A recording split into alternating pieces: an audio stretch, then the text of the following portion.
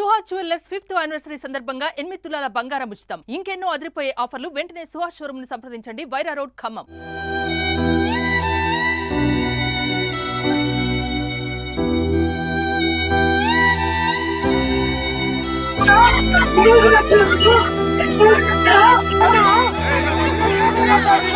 ఖమ్మం పట్టణంలోని ఎస్ఆర్ కళాశాలలో చదువుతున్నటువంటి విద్యార్థి చెందాడా లేకపోతే అపస్మారక స్థితిలో ఉన్నాడా అనేది తెలియని పరిస్థితిలో ఇక్కడ తల్లిదండ్రులు కావచ్చు, ఇక్కడ విద్యార్థి సంఘాలు కావచ్చు ఆందోళన చేస్తూ ఉన్నాయి. ఇదే నేపథ్యంలో ఇక్కడ మనతో మాట్లాడటానికి పీడిఎస్యూకి చెందినటువంటి కొంతమంది విద్యార్థి నాయకులు ఉన్నారు. వాళ్ళతో మాట్లాడుతుంది. సార్ చెప్పండి, అసలు ఏం జరిగింది ఇక్కడ ఆందోళన జరుగుతూ ఉంది? అసలు ఆ విద్యార్థి చనిపోయాడా బతుకున్నాడా అని తెలియని పరిస్థితిలో ఉంది. మీకు తెలిసిన ఇన్ఫర్మేషన్ ఏంటి? ఈరోజు ఖమ్మం జిల్లాలో ఉన్న ఎస్ఆర్ జూనియర్ కాలేజీలో మొదటి సంవత్సరం చదువుతున్న లోహిత్ అనే విద్యార్థి ఈరోజు తెల్లవారుజామున బిల్డింగ్ పై నుంచి కిందికి దూకాడని యాజమాన్యాలు చిత్రీకరిస్తూ ఉన్నాయి. కానీ తల్లిదండ్రులు మాత్రం మా పిల్లాడు సూసైడ్ చేసుకోడు, అసలు మా పిల్లాడికి అట్లాంటి ఆలోచన లేదు అనేది కూడా తల్లిదండ్రులు చెప్పే ప్రయత్నం చేస్తూ ఉన్నారు. ఈరోజు పిల్లాడి కండిషన్ చూసుకుంటే వెంటిలేషన్ మీద ఆక్సిజన్ తోటి ఉన్నాడు. ఆక్సిజన్ తీసేస్తే ఏమవుతుంది అనేది కూడా ఈరోజు డాక్టర్స్ చెప్పలేని పరిస్థితిలో కూడా ఈరోజు కనిపిస్తూ ఉంది.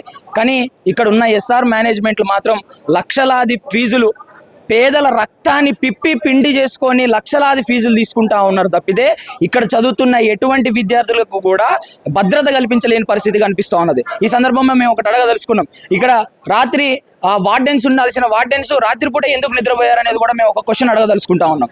రాత్రిపూట వార్డెన్స్ పెట్టుకుంది రాత్రిపూట ఎందుకోసం అనేది ఈరోజు మేము ఒక క్వశ్చన్ అడగదలుచుకున్నాం. అదేవిధంగా ఈ విద్యార్థి ఎవరైతే ఉన్నారో హాస్పిటల్లో పడేసి వచ్చి ఇప్పటిదాకా కూడా మేనేజ్మెంట్ వెళ్ళటం కానీ ఆ విద్యార్థి పట్ల కనీసం చిత్తశుద్ధి లేకోకుండా మేనేజ్మెంట్లు పోతే పోయిన అనే విధంగా వివరిస్తూ ఉన్నారు.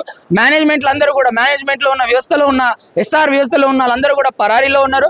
వాళ్ళందరూ కూడా తక్షణమే ఇక్కడికి రావాలి, విద్యార్థికి న్యాయం చేయాలి, విద్యార్థిని హై ట్రీట్మెంట్ కోసం హైదరాబాద్ లాంటి నగరానికి తరలించి ఆ విద్యార్థికి న్యాయం చేయాలనేది పీడిఎస్యూగా మేము డిమాండ్ చేస్తా ఉన్నాం. లేని పక్షాన ఇక్కడున్న ఎస్ఆర్ మేనేజ్మెంట్లకు మేము సీరియస్గా చెప్పదలుచుకునేది ఒకటి ఏంటంటే, విద్యార్థి సంఘాలుగా తలుచుకుంటే మిమ్మల్ని గల్లా పట్టుకొని బయటికి తీసుకొచ్చి కూర్చోబెడతాం అనేది కూడా ఈ సందర్భంగా హెచ్చరిక జారీ చేస్తా ఉన్నాం. ఎస్ఆర్ కాలేజ్ బృందం కూడా ఇక్కడ అబ్బాయికి దురలవాట్లు ఉన్నాయి, స్మోకింగ్ అలవాటు ఉంది, పైనుంచి జారిపడి ఉండొచ్చు అనే అనుమానం వ్యక్తం చేస్తున్నారు. అది ఎంతవరకు? అసలు విద్యార్థి ఎట్లా చనిపోయింది అనేది కూడా వాళ్ళకి కరెక్ట్ తెలియదండి. ఒక స్టేట్మెంట్, బ్రాటికల్ స్టేట్మెంట్ ఏమి ఇచ్చారనంటే విద్యార్థి అటు సైడ్ నుంచి దూకారని బ్రాటికల్ స్టేట్మెంట్ ఇచ్చారు. ఆ విద్యార్థికి మత్తు అలవాటు ఉందా, ఇంకేదన్నా అలవాటు ఉందా అని అంటారు. నేను ఈ సందర్భంగా ఒక క్వశ్చన్ అడగదలుచుకున్నా. విద్యార్థి కాలేజీలో సిగరెట్ తాగుతా ఉంటే మీరేం చేస్తా ఉన్నారు? రేపు డ్రగ్స్ అలవాటు అవుతాడు, మీ మేనేజ్మెంట్ ఎందుకనేది నేను క్వశ్చన్ అడగదలుచుకున్నా. అంటే గతంలో కూడా ఇక్కడ జరిగినట్లుగా చెప్తా ఉన్నారు. గతంలో 2-3 సంఘటనలు కూడా ఇలాంటివి జరిగినాయి అంటారు. ఇది 4వ ఘటన ఇక్కడ జరగటం. మేనేజ్మెంట్లు డబ్బులకే అలవాటు పడ్డారు తప్పితే విద్యార్థుల ప్రాణాలకి మాత్రం భద్రత కల్పించడంలో విఫలమయ్యారనేది కూడా విద్యార్థి సంఘాలుగా మేము భావిస్తా ఉన్నామండి. పూర్తిగా వాళ్ళు ఏదున్నా కూడా పేదల రక్తాన్ని పిప్పిపిండి చేసుకొని డబ్బులు తీసుకోవడం తప్పితే వాళ్ళకి చదువు విషయంలో కావచ్చు, లేదంటే వాళ్ళని భద్రత విషయంలో కావచ్చు ఎక్కడా కూడా వాళ్ళు ఇది చేసే పరిస్థితి లేదు. ఇది 4వ ఘటన అంటే అందరూ కూడా ఆలోచించాల్సిన విషయం ఏంటంటే అధికారులు కావచ్చు, లేదంటే రాజకీయ నాయకులు కావచ్చు, ఎమ్మెల్యేలు, ఎంపీలు కావచ్చు, ఇక్కడ పోలీస్ అధికారులు కూడా ఆలోచించాల్సిన విషయం ఏంటంటే ఇది 4వ ఘటన. ఒక ఘటనతో ఆగిందనంటే ఏదో ఒకటి చేస్తూ 2వ ఘటనతో కాదు, 3వ ఘటన కదా, ఇది 4వ ఘటన జరిగింది.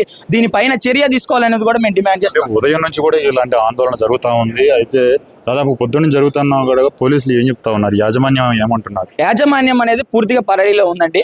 యాజమాన్యం దాదాపుగా పొద్దుటి నుంచి ఇక్కడ వచ్చి తల్లిదండ్రులు అందరూ కూడా వచ్చి ధర్నా చేస్తా ఉన్నారు. ధర్నా చేసిన సందర్భంలో కూడా వస్తున్నాం ఒక 10 నిమిషాలు, ఒక గంటన్నర మేము వరంగల్లో ఉన్నాం, వరంగల్ నుంచి ఇక్కడ దాకా ట్రావెల్ చేసి రావాల్సి వస్తున్నాడు. పొద్దున 6 గంటల నుంచి 5 గంటల నుంచి ఇప్పుడు 11:30గా వస్తుంది. ఇప్పటిదాకా యాజమాన్యం రాని పరిస్థితి ఈ రోజు కనిపిస్తోంది. ఈ 10 నిమిషాల కింద ఇక్కడ ఉన్న డీన్ వచ్చి మాట్లాడే పరిస్థితి ఈ రోజు చూస్తా ఉన్నాం. వాళ్ళు కూడా పూర్తిగా నిర్లక్ష్యంగా ఉన్నారు. విద్యార్థి ఏమైతే మాకేం సంబంధం అనే పట్టు నిర్లక్ష్యంగా ఉన్నారు. ఇది కరెక్ట్ పద్ధతి కాదనేది కూడా పీడిఎస్యూగా మేము ప్రశ్నిస్తా ఉన్నాం. ఈ కళాశాలలో నిర్లక్ష్య వైఖరితోటి ఫీజులు గుంజటమే లక్ష్యంగా పెట్టుకుని విద్యార్థుల ప్రాణంతో చెలగాటమాడుతూ ఉన్నారు. గత 4 దఫాలుగా ఇలాంటి కారణాలతోటే విద్యార్థులు చనిపోవడం జరిగింది.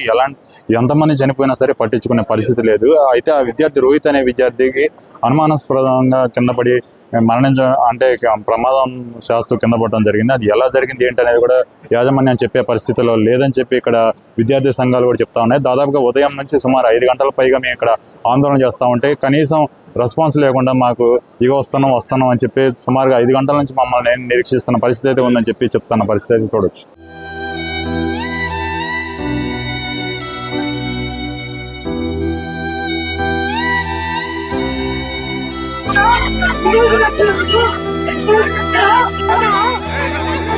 Hey!